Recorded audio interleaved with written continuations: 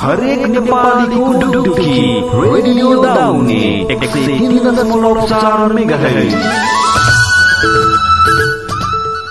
नमस्कार अनि स्वागत छ विद्यार्थी भाइ बहिनीहरू तपाईहरुको आफ्नै रेडियो कार्यक्रम पर्दाघाट पाठशालामा। सदाको दिनमा जस्तै आजको यो नयाँ कक्षामा पनि कक्षा 9 को विज्ञान विषय सहजीकरण गर्नका लागि तपाईहरुको रेडियो सेटमा उपस्थित भइसकेको छु म तपाईहरुकै विज्ञान विषय शिक्षक देवेन्द्र गिरी। विद्यार्थी भाइ बहिनीहरू, बर्दघाट नगरपालिका शिक्षा शाखाले विश्वव्यापी रूपमा फैलिएको कोभिड-19 महामारीलाई मध्यनजर गर्दै रेडियो दाउनेसँग सहकार्य गरी तपाईहरुलाई घरमै बसेर सिक्ने यस्तो ठूलो अवसर प्रदान गरेको छ। मलाई विश्वास छ तपाईहरुले यो रेडियो कार्यक्रम सुनेर धेरै भन्दा धेरै लाभ लिइरहनु भएको छ। विद्यार्थी भाइ बहिनीहरू, तपाईहरु हरेक हप्ताको आइतबार र बुधबार बिहान ठीक 10:30 बजेदेखि 11 बजेसम्म कक्षा 9 को विज्ञान विषय सिक्न सक्नुहुन्छ र यो कार्यक्रम तपाईहरु एफएम ब्यान्डको 103.4 मेगाहर्ज का साथै हाम्रो पात्रो एप्लिकेशनमा रेडियो दाउने सर्च गरेर तथा रेडियो दाउनेको फेसबुक पेजबाट पनि सुन्न सक्नुहुन्छ। ल त विद्यार्थी भाइ बहिनीहरू, अब भने हामी आजको कक्षामा प्रवेश गर्छौं। कृपया कापी, कलम र पाठ्यपुस्तक साथमा लिएर तयार हुनुहोस् है त। सबैभन्दा पहिले म तपाईहरुलाई अघिल्लो कक्षामा पढेका कुराहरू एकपटक स्मरण गराउन चाहन्छु। यो भन्दा अघिल्लो कक्षामा हामी तजन्य इकाइ डिराइभ्ड युनिटको बारेमा छलफल गरेका थियौं। त्यसपछि डिराइभ्ड युनिट सम्बन्धी केही प्रश्नहरू र तिनका उत्तरहरू पनि लेखेका थियौं र अन्त्यमा आधारभूत इकाइ र तजन्य इकाइ बीचको फरक, differences between fundamental unit and derived unit को बारेमा पनि छलफल गरेका थियौं र म तपाईहरुको लागि फन्डामेन्टल युनिट र डिराइभ्ड युनिटको डिफरेन्सेस लेख्नु होला भनेर होमवर्क पनि दिएको थिएँ। विद्यार्थी भाइ बहिनीहरू, मलाई आशा अनि विश्वास छ तपाईहरुले होमवर्क गरिसक्नु भएको छ। गृह कार्य गर्ने तपाई सम्पूर्णलाई धेरै धेरै धन्यवाद। Dear student, today we are going to discuss about YAS-I system. Then we will write some question and answer, and then with the passage of time, the exercise of Unit 1 will also be completed by the discussion. प्यारा विद्यार्थी भाइ बहिनीहरू, आजको कक्षामा हामी SI प्रणालीको बारेमा छलफल गर्नेछौं र केही प्रश्न उत्तरहरू लेख्नेछौं र समय साथ दिएसम्म एकाएकको अभ्यास पनि छलफल गरी सकाउनेछौं। विद्यार्थी भाइ बहिनीहरू, अब तपाईहरु तयारी अवस्थामा रहिसक्नु भएको छ र मलाई आशा छ तपाईहरुले कापी कलम तयारी अवस्थामा राखिसक्नु भएको छ। अब म तपाईहरुको लागि SI प्रणालीको बारेमा बताउन गइरहेको छु। कृपया ध्यान दिएर सुन्नुहोस् है त। विद्यार्थी भाइ बहिनीहरू, सन् 1960 भन्दा पहिले विश्वभरि नापमा एकरूपता थिएन। विभिन्न देशहरूमा विभिन्न फरक इकाइहरूको प्रयोग हुन्थ्यो र विभिन्न राष्ट्रहरूमा आफ्नै स्थानीय इकाइहरूको प्रयोग हुन्थ्यो। जस्तै उदाहरणको लागि पिण्ड नाप्नको लागि सेर, धार्नी, बिसौली जस्ता इकाइहरूको प्रयोग हुन्थ्यो। त्यस्तै लम्बाइ नाप्नको लागि हात, बित्ता, अंगुल जस्ता इकाइहरूको प्रयोग हुन्थ्यो। त्यस्तै परम्परागत रूपमा समय नाप्नको लागि पनि घडीको विकास भएको थिएन। समयलाई सेकेन्डमा नापिन्छ भन्ने कुरा थाहा थिएन। परम्परागत रूपमा सूर्यको स्थितिलाई हेरेर सूर्यको छायाका आधारमा समय पत्ता लगाउने गरिन्थ्यो। त्यसपछि सन् 1960 मा आएर फ्रान्सको राजधानी पेरिसमा विश्वभरिका वैज्ञानिकहरूको भेला आयोजना गरियो र त्यस भेलाले विश्वव्यापी रूपमा एउटा नापमा एकरूपता ल्याउनको लागि SI प्रणालीको विकास गर्नुपर्छ भनेर निर्णय गर्यो र SI प्रणालीको विकास गर्यो, जसलाई हामी SI प्रणाली अथवा SI सिस्टम भन्छौं। विद्यार्थी भाइ बहिनीहरू, SI प्रणालीमा अब म विस्तारै भन्छु, तपाईहरु आफ्नो कापीमा लेख्दै जानुहोस् है त। विश्वभरि नापमा एकरूपता ल्याउन सन् 1960 मा फ्रान्सको राजधानी पेरिसमा भएको विश्वभरिका वैज्ञानिकहरूको भेलाले निर्धारण गरेको नापको प्रणालीलाई एसआई प्रणाली भनिन्छ। अंग्रेजी माध्यमका विद्यार्थी भाइबहरुले लेख्नुहोला, the system of measurement introduced by the Paris Conference held in 1960 AD to bring uniformity in measurement all over the world is called YASI system. पुनः एक पटक चेक गर्नलाई विद्यार्थी भाइबहरु, विश्वभरि नापमा एकरूपता ल्याउन सन् 1960 मा फ्रान्सको राजधानी पेरिसमा भएको विश्वभरिका वैज्ञानिकहरूको भेलाले निर्धारण गरेको नापको प्रणालीलाई एसआई प्रणाली भनिन्छ। The system of measurement introduced by the Paris Conference held in 1960 AD to bring uniformity in measurement all over the world is called YASI system. विद्यार्थी भाइबहरुहरू, मलाई आशा छ तपाईहरुले पक्कै पनि कपीमा टिपिसक्नु भएको छ, होइन त? विद्यार्थी भाइबहरुहरू, अब म तपाईहरुलाई लागि एसआई एकाइको बारेमा बताउन गइरहेको छु। एसआई सिस्टम अथवा एसआई प्रणाली सँगसँगै आउने हाम्रो एसआई एकाइ हो। तपाईहरुले बुझ्नुपर्ने कुरा यहाँनिर छ कि एसआई प्रणाली भनेको सन् 1960 मा फ्रान्सको राजधानी पेरिसमा भएको वैज्ञानिकहरूको भेलाले एउटा निर्माण गरेको डेभलप गरेको सिस्टम हो, जसलाई हामी एसआई प्रणाली भन्छौं। त्यो प्रणालीले विश्वभरि नापमा एकरूपता ल्याउनको लागि एउटा प्रणाली डेभलप गर्यो। तर त्यही प्रणाली अनुसार हामी विश्वभरि नापमा एकरूपता ल्याउनका लागि विभिन्न एकाइहरू निर्माण गरियो, त्यसलाई हामी एसआई एकाइ भन्छौं। त्यसैले एसआई प्रणालीमा आधारित नापका एकाइहरूलाई हामी एसआई एकाइ भन्छौं। एसआई एकाइहरू विश्वभरि मान्य हुने भएकाले हामी यसलाई अन्तर्राष्ट्रिय मान्यता प्राप्त एकाइ पनि भन्छौं। विद्यार्थी भाइबहरुहरू, एसआई एकाइमा लेखौं है त। अब नापका अन्तर्राष्ट्रिय मान्यता प्राप्त एकाइहरूलाई एसआई एकाइ भनिन्छ। पुनः एक पटक, नापका अन्तर्राष्ट्रिय मान्यता प्राप्त एकाइहरूलाई एसआई एकाइ भनिन्छ। Those units of measurement which are internationally recognized are called YASI unit.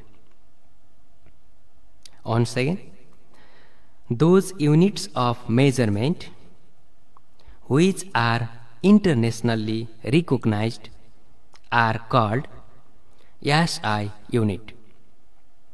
विद्यार्थी भाइबहरुहरू, लेखिसक्नुभयो होइन त?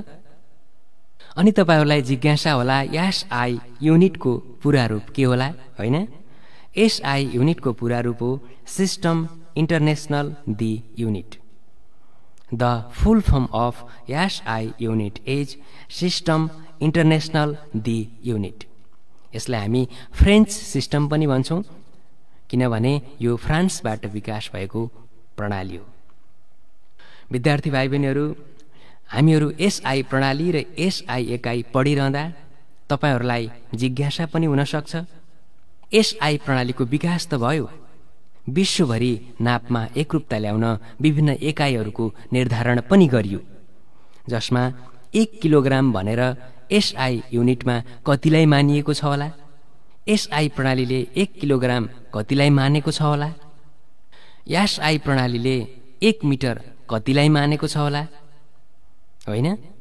ल, ती जिज्ञासाहरू पूरा गर्नको लागि तपाईहरुलाई म केही क्वेशनहरू लेखाउँछु, ध्यानपूर्वक कपीमा लेख्नुहोस् है त। क्वेशन नम्बर 1, एसआई प्रणालीमा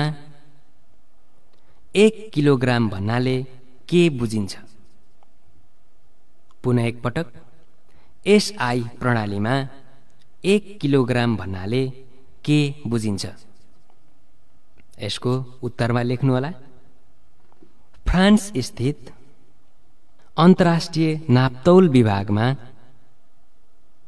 0 डिग्री सेल्सियस तापक्रममा राखिएको प्लाटिनम इरिडियम धातुबाट बनेको सिलिन्डरको पिण्डलाई नै एसआई प्रणालीमा 1 किलोग्राम भनिन्छ।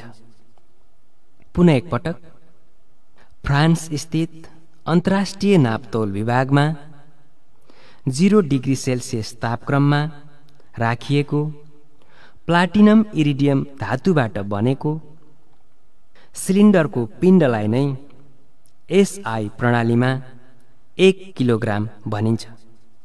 अंग्रेजी माध्यमका विद्यार्थी भाइ बहिनीहरूले लेख्नुहोला। What do you mean by 1 kilogram in SI system? Once again, what do you mean by 1 kilogram in SI system? Write its answer. In SI system, the mass of cylinder made from the platinum iridium alloy and kept at 0 degree Celsius temperature. अन्तर्राष्ट्रिय नापतौल विभागमा 0 degree Celsius तापक्रममा राखिएको platinum iridium धातुबाट बनेको स्केलमा रहेका 2वटा सुनका धर्साहरू बीचको दूरीलाई SI प्रणालीमा 1 metre भनिन्छ। पुनः एकपटक, फ्रान्स स्थित अन्तर्राष्ट्रिय नापतौल विभागमा 0 डिग्री सेल्सियस तापक्रममा राखिएको प्लाटिनम इरिडियम धातुबाट बनेको स्केलमा रहेका 2वटा सुनका धर्साहरू बीचको दूरीलाई एसआई प्रणालीमा 1 मिटर भनिन्छ। अंग्रेजी माध्यमका विद्यार्थी भाइ बहिनीहरूले लेख्नुहोला। What do you mean by 1 meter in SI system? Once again, what do you mean by 1 meter in SI system? Write its answer. In SI system, the distance between two gold bars on a scale made from the platinum iridium alloy and kept at 0 degree Celsius temperature in the office of International Department of Weight and Measures in France is called 1 meter. Once again, in SI system, the distance between two gold bars on a scale made from the platinum iridium alloy and kept at 0 degree Celsius temperature in the office of International Department of Weight and Measures in France is called 1 meter. विद्यार्थी भाइ बहिनीहरू, पक्कै पनि तपाईहरुले यो प्रश्न पनि लेखिसक्नुभयो होइन त? ल विद्यार्थी भाइ बहिनीहरू, यी प्रश्नहरू तपाईहरुले घरमा बस्दा पढ्नु होला र यिनीहरूलाई याद पनि गर्नु होला र एक्जामको लागि तयार गरेर राख्नु होला। यो एक्जाममा पनि आउन सक्ने हुन सक्छ, महत्त्वपूर्ण प्रश्नहरू छन्। विद्यार्थी भाइ बहिनीहरू, अब भने हामी एकैछिन एसआई प्रणालीको आवश्यकता र महत्त्वको बारेमा छलफल गरौँ है त। विद्यार्थी भाइ बहिनीहरू, एसआई प्रणालीको आवश्यकता किन पर्यो भनेर भन्नुपर्दा विश्वभरि नापमा एकरूपता थिएन। सन् 1960 भन्दा पहिले विश्वभरि नापमा एकरूपता थिएन। अन्तर्राष्ट्रिय रूपमा व्यापार गर्नु पर्यो भने, किनबेच गर्नु पर्यो भने, लेनदेन गर्नु पर्यो भने समस्या हुन्थ्यो। हाम्रो देशमा फरक स्थानीय एकाइ प्रयोग हुने र अन्य देशमा फरक स्थानीय एकाइ प्रयोग गर्ने हुँदा यहाँ नापेको चिजलाई अन्य देशमा गएर पुनः नाप्नु पर्ने हुन्थ्यो। उदाहरणको लागि हामीले यहाँ केही पिण्ड नाप्यौं, एक धार नै भनेर नाप्यौं भने त्यो भारतमा पुर्याइयो भने भारतले फेरि आफ्नो नाप प्रणाली अनुसार ननापिकन यो पिण्ड कति छ भनेर भारतले थाहा पाउँदैन। पिण्ड नाप्नको लागि केजी नै चाहिन्छ। यदि हामीले यहाँ किलोग्राममा नाप्यौं भने भारतमा गएर पनि किलोग्राममै नापिन्छ, त्यसमा कुनै पनि फरक पर्दैन। तर फरक फरक स्थानीय एकाइहरू प्रयोग हुँदा फरक फरक देशमा फरक फरक नापका एकाइहरू प्रयोग गर्दाखेरि नापमा एकरूपता आउँदैन र अन्तर्राष्ट्रिय रूपमा व्यापार किनबेच गर्न गाह्रो हुन्छ, हैन, लेनदेन गर्न गाह्रो हुन्छ। त्यसैले एसआई प्रणालीको विकास गर्नुपर्ने देखिएको। विद्यार्थी भाइ बहिनीहरू, एउटा प्रश्न लेखौँ है त। एसआई प्रणालीको आवश्यकता किन परेको हो? प्रश्न पुनः एकपटक।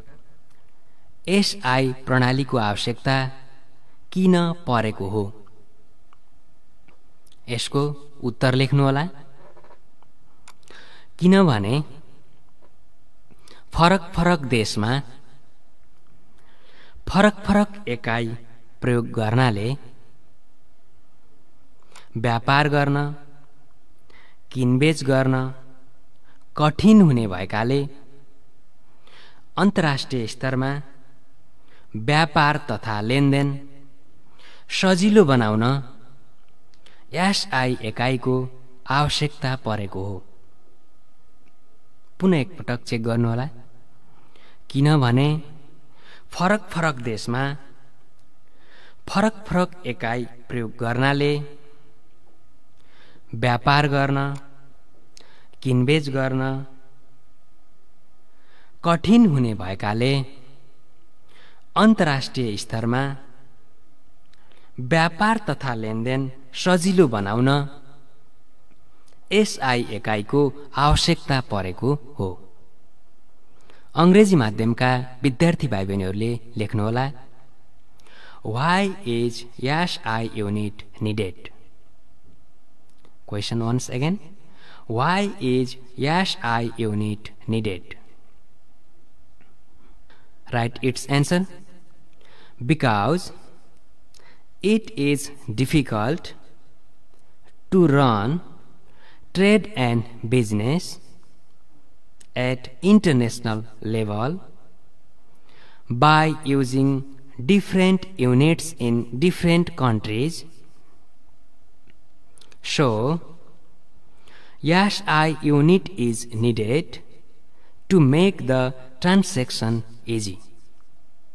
Once again, because it is difficult to run trade and business at international level by using different units in different countries.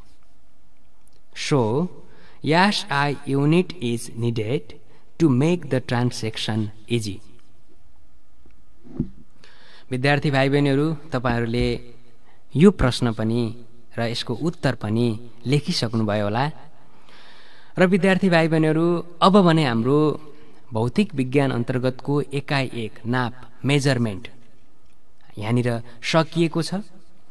अब हामी एकाइ एक नाप मेजरमेन्टको एक्सरसाइज अभ्यासतर्फ लाग्छौं। तपाईहरु पनि आफ्नो पाठ्यपुस्तकको एकाइ एकको अभ्यास जुन पेज नम्बर 6 मा रहेको छ, आफ्नो पाठ्यपुस्तकको पेज नम्बर 6 पल्टाउनु होला है त। Please turn page number 6 of your textbook. Page number 6 पल्टाउनु भयो होइन त?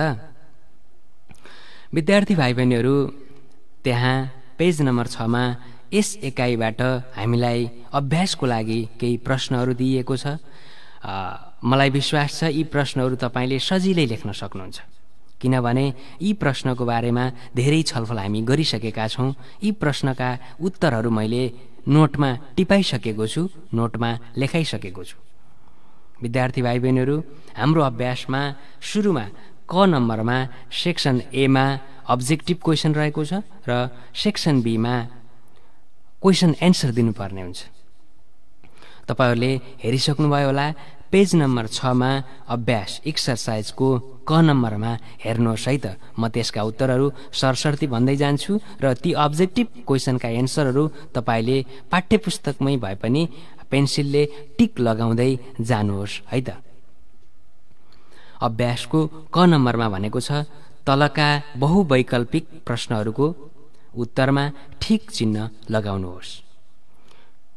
Tick the correct answer from the given alternatives, जसको 1 नम्बरमा रहेको छ पिण्डलाई आयतनले भाग गर्दा तलका मध्ये कुन भौतिक परिमाण बन्छ, जसको अप्सन ए छ तौल, अप्सन बी छ गति, अप्सन सी मा छ घनत्व र अप्सन डी मा छ कार्य। Which one of the following physical quantities is formed after dividing mass by volume?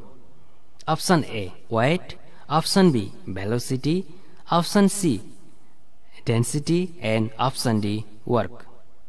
Which is correct answer? विद्यार्थी भाइ बहिनीहरु कुन होला सही जवाफ?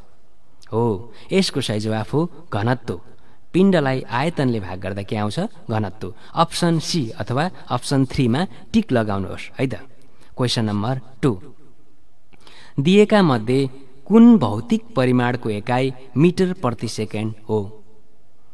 अप्सन 1 प्रवेग, अप्सन 2 गति, अप्सन 3 बल, अप्सन 4 घनत्व।